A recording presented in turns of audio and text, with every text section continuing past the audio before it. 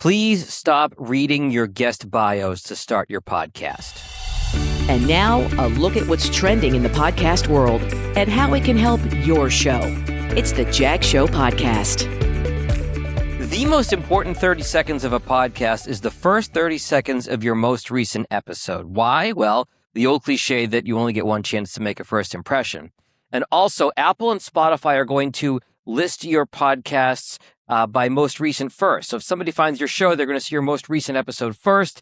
That's going to be the first thing they see and probably listen to, and thus the first 30 seconds are going to be their first impression.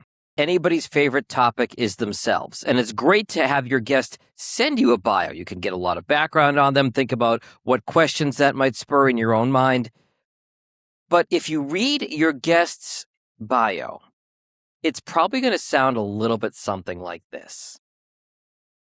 John Gay is a 2002 graduate of Syracuse University, where he earned a bachelor's degree in broadcast journalism. Following his time at Syracuse, he worked in radio for 15 years, spending 7 years in Burlington, Vermont, 3 at 92.1 KISS FM, and 4 at 95 XXX. From there, he moved to Detroit, where he worked at Channel 955. Then, after a budget cut, went down to New Orleans for 3 years. Then he moved back to Michigan and worked for 98.7 AMP Radio for a year and a half.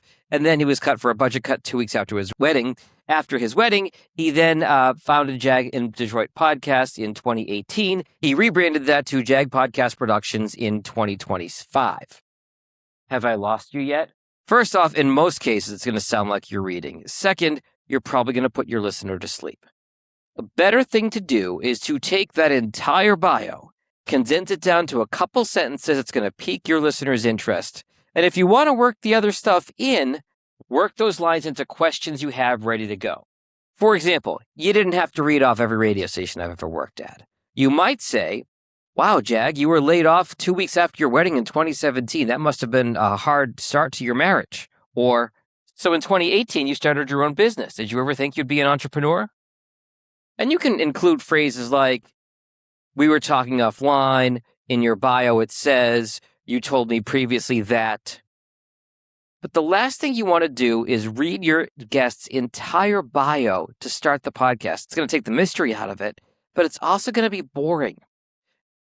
If somebody's listening to you for the first time, even if you have a great show, that first impression might be, oh, that person has a piece of paper in front of them and they are reading the guest's bio. I can tell that they're reading and all they did was read what the guest sent to them.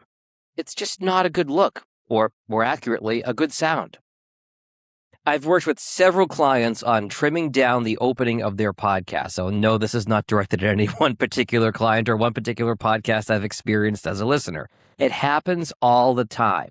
Find the best way to condense that bio down into a bite-sized chunk that your listener is going to be intrigued by. Or you might say, in this episode, you're going to learn how John Gay pivoted from a radio DJ into a business owner and how he pivoted from radio to podcasts. You're going to hear about the really bad timing of his last radio layoff. Things like that. Tease the content that's coming up later in the show to pique interest. There are a million ways to do this without reading the bio. And unless a guest has paid to be on your show and it's in a written agreement that you're going to read the entire bio and it's mandatory, pretty rare thing, you can probably tighten it up. If you need help doing this or anything related to your podcast or starting a podcast, please reach out. jag@jagpodcastproductions.com. Later. Feel free to share this episode with someone who might enjoy it. And for help starting a podcast or improving your current show, find Jag online at jagpodcastproductions.com.